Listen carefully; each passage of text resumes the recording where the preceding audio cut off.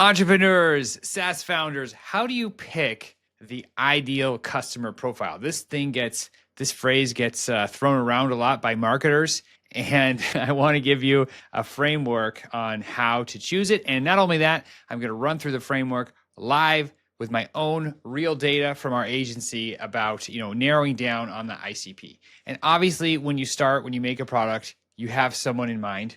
You're thinking somebody. So you start somewhere. And if you don't know where to start, obviously you start with things that you know, problems that you understand because you've been in that vertical, you've been in that space, you've been that person. When I started my agency, I started helping SaaS founders. That's where I started. Why did I choose that? Because I've worked at a unicorn startup in the Bay Area. I've worked with a lot of SaaS people. My first job experience was at a SaaS company with like 3 people, making all the classic mistakes. I understand that archetype. I know who that person is that starts a SaaS company because I've worked with them. And that is a huge competitive advantage compared to anything else where I don't understand the people. So in my point of view, you really want to aim where you have some empathy, where you understand them. But here's the deal. Everybody at some point, they have to narrow down. I'm a fractional CMO at several SaaS businesses. And one of them, we're at this point where it's like, okay, do we narrow down into this group or that group? Well, what about this market could be huge? And from a sales point of view, I do understand this idea of like not wanting to say no. It's like, well, I know we could meet a guy who knows a guy and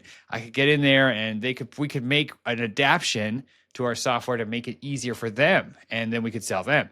And you start like racking up these, as entrepreneurs, you might think you could solve any problem. So you could see how you could make it work for somebody or make a small adaptation. The problem is your marketing suffers. Everything gets expensive. Your CAC goes up and you end up making less money in the end because people will churn more because the tools don't work just precisely for them. So how do you go through it? Here's a process I would take companies through. And I want to do it for myself because I find I need to take my own medicine. It's so easy to say it. It's so hard to do it. So I'm going to talk about why it's hard and all that too. But the process in a nutshell is go through your customers, look at the LTV of every customer or the total value from that customer, the total revenue from the customer. And then you could use whatever kind of math you want, but you sort of want to have a pain in the butt factor. Like how difficult is it to work with that customer? Or you could flip it around and say, how easy is it for me to help them win? And a very simple thing you see in business all the time, especially and in marketing, is it's way more profitable to help winners win than to help strugglers stop struggling. This is also true in your marketing. So that however you want to look at it, that effort factor there or win factor, you just want to find who is what you do, who just gets the most value out of it and also provides you the most value. So everyone's winning and you've narrowed down on that group. This advice is not new, right? I'm looking at my library over there. It's in Software as a Science, right? It's in that book.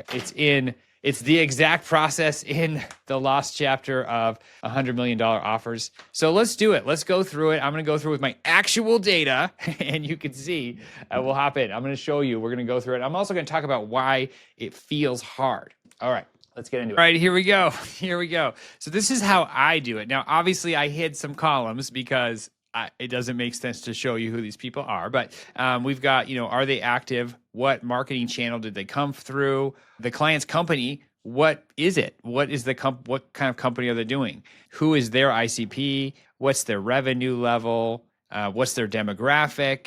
And other things, other attributes you might think about who made the buying decisions. For me, I was noticing, a lot of them are ex-corporate. So I made a little note if they're ex-corporate or not, political, different all over the place. It might not matter it doesn't matter for me, but I was curious, where are they? What was the buying trigger? How well I thought there was a fit initially, and then the total spend over the course of working together. And that when you do that, you can get your LTV, which is your lifetime value. What's the average lifetime value of your customers? But another thing to look at is your 80th percentile LTV. What's the best customers? What's their LTV? And here's why. Just like in this $100 million offers lost chapter, talking about what Visa does when they acquire companies or what Chet Holmes did in the Ultimate Sales Machine, if you focus on your most valuable customers, you can just get more of them.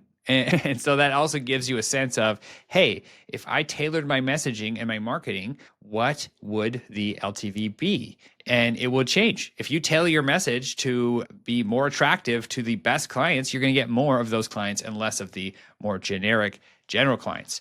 And you can look at it by the company model. And what I see here is most of my revenue comes from helping SaaS founders or SaaS CMOs. A good deal happens to be, getting marketing agencies off the ground for other people. A lot, that's been through masterminds and whatnot. People have come to me and I've helped them. And then the other has been people who are doing some kind of consulting, like high-end consulting. And I'll tell you why this feels hard, because when I think to myself, am I really going to change my messaging to focus in on this person, this like high-end SaaS CEO or CMO? The fear in my mind and the feeling is, oh, but I love the other people. I love them. I love people. And so you kind of have this feeling like, oh man, I'm gonna have to say goodbye to all those clients. And it doesn't mean that you can't accept a special opportunity here or there, or that you have to fire other great clients. It just means, hey, we're going to change our messaging to be tailored to the absolute most profitable client type. And that will increase the business profitability. And so that's it. That's it. And you can see how, as an agency, we've served all kinds of different clients, but we've helped mostly SaaS people. And they're also the ones that have gotten the most value. Just look at all of your clients and look at what is their business model, who is their customer type. You could look at what's their demographics, any other attributes you could think that might affect what you're doing. And then you could also look at what were the reasons they bought. Were they frustrated with their team performance? Were they, whatever it was for your specific thing? There's a moment when you're like, oh, somebody's got to help me.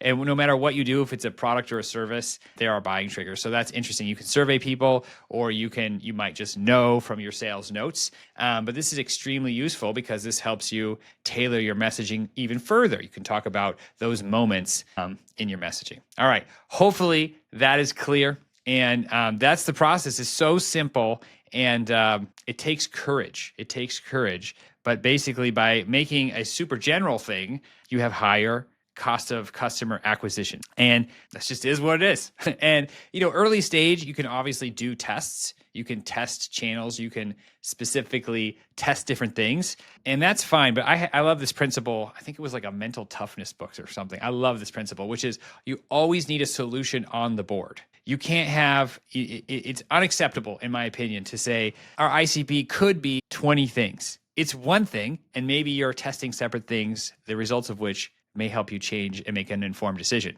But you still have to have something on the board. You need a solution, a plan on the board at any given time. So that's why you start with something and refine. And if you feel yourself getting distracted trying to write to everybody, it's a good sign to go through this activity again. Remind yourself the numbers don't lie. What are they?